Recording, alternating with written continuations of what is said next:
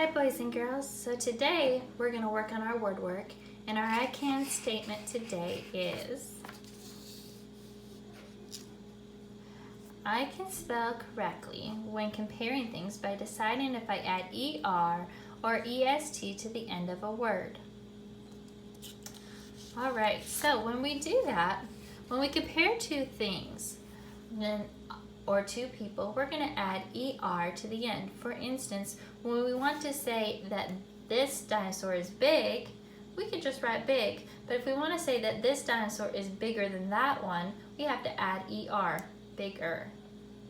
You'll notice too that we had to add that extra G to keep the E and the I far enough apart so that they don't turn into a long vowel sound. So what do we do though when we have to compare more than two things?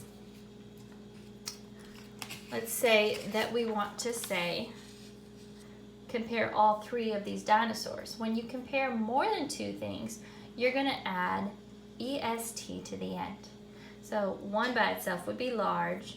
If we're just comparing these two, it would be larger. But if we're comparing all three, then this dinosaur is the largest. Okay, let's see how that would work. Let's take the word brave. Let's say if Jane is brave and we want to compare her to her sister, her little sister Sue. So we would just add braver because we're just comparing two people. Jane is braver than Sue. Okay, but let's pretend that now we're going to compare Jane to her whole class. Then we would have brave and we would add EST because that would be more than two. Jane is the bravest girl in her class. Okay? There's the other thing that we need to remember before we start our sort. So let's look at this reminder.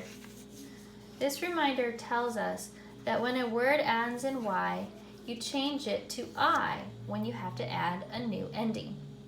So let's look how that would work. Let's look at happy. Okay. We could say the puppy was happy. But let's pretend we're comparing the puppy and the kitty. Those are two things.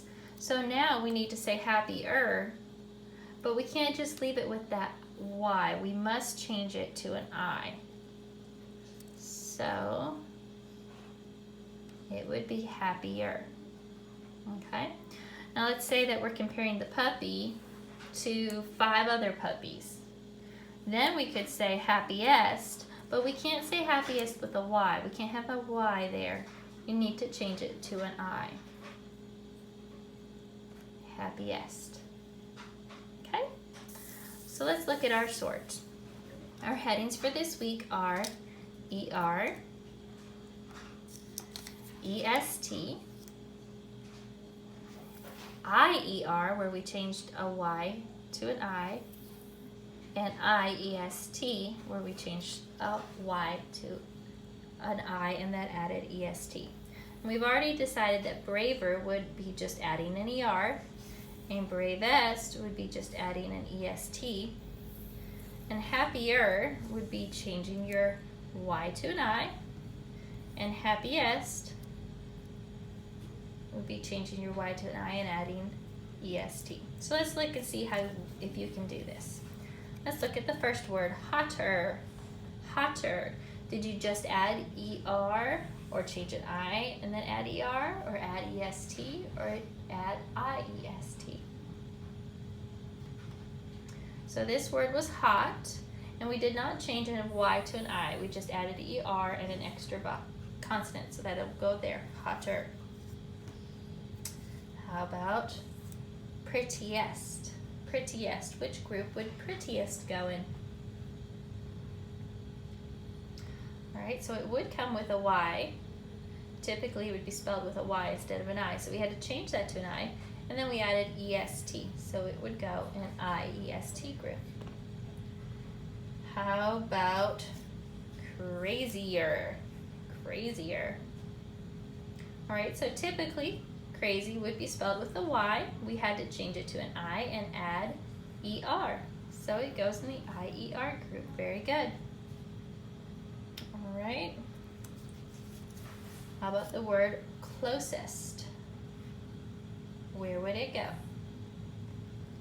So close would be spelled like this. So it didn't change at all. We didn't have a Y at the ending, so it's just EST at the end. It goes in the EST group. Very good. So boys and girls, this is your word work for this week.